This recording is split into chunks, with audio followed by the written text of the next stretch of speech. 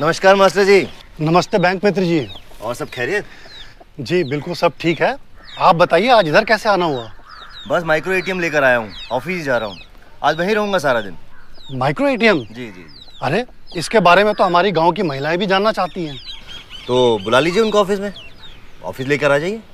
अरे नहीं, वे सब पास में ही हैं यहाँ पर। तो चलिए अभी मिलने चलते हैं। चलिए। ये महिलाएं पापड़ और मसालों का काम करती हैं। इन सभी ने बैंक में खाता खोला है और अब ये अपने कमाए पैसे बैंक में रखती हैं। नमस्ते मास्टर जी। नमस्ते। आप यहाँ कुछ पापड़ मसाले चाहिए? अरे नहीं, आज मैं यहाँ पर एक खास काम से आया हूँ। जी। आप सबकी मुश्किलें दूर करने। इनसे मिलिए, ये है बैंक मित्र जी। नमस्कार। आप सभी को आत्मनिर्भर देखकर बहुत ही अच्छा लग रहा है। मास्टर जी बता रहे थे कि आपको एटीएम के विषय में कोई जानकारी चाहिए। जी बैंक मित्र जी, एक परेशानी तो है, अगर उसका हल मिल जाता है तो अच्छा होता। जी बताइए, क्या जानकारी चाहिए?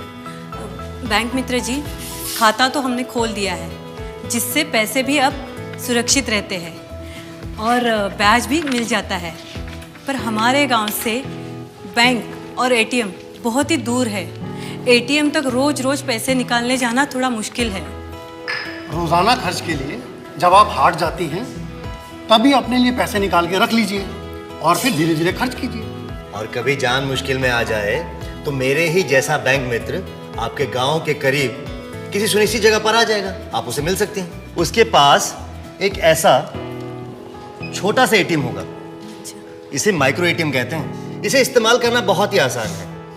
देखिए, सबसे पहले आपको जो रुपए डेबिट कार्ड दिया गया है उसको इस तरह डालना है और अपना अंगूठा यहां इस तरह से लगाना है।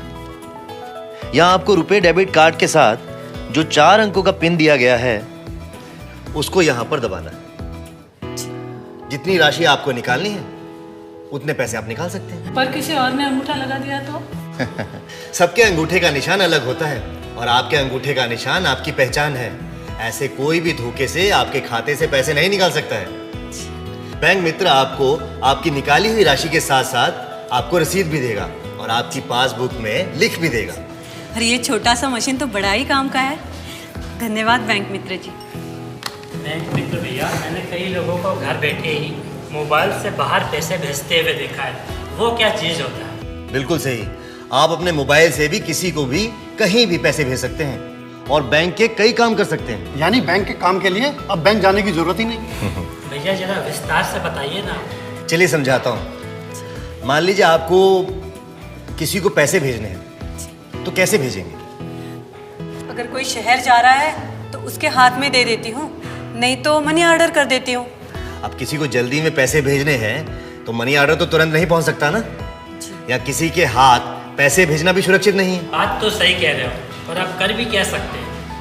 देखिए, 2 तरीके हैं किसी के खाते में सुरक्षित पैसे भेजने के। पहला, आप अपने बैंक में जाकर अपने खाते से पैसे निकाल कर जिस किसी के खाते में पैसे भेजने हैं भेज सकते हैं। आप अपने मोबाइल से पैसे भेज सकते हैं।